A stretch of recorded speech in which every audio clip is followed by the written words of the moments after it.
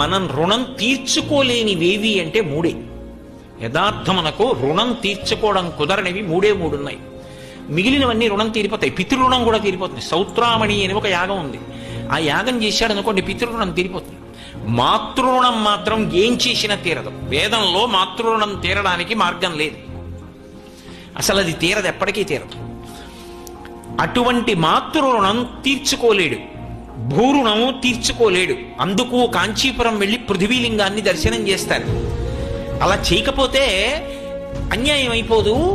అందుకని ఈ భూమి యొక్క రుణం తీర్చుకోలేము. ఈ భూమి రూపంగా ఉండి పరమశివుడు నిజంగా మనం చేసేటటువంటి ఎన్ని తప్పులు ఓరుస్తున్నాడు. ఆయన ఇన్ని పనులు చేసినా క్షమించి వాడు బ్రతికి సంతోషంగా ఉన్నాడని ఊరుకుంటున్నాడు.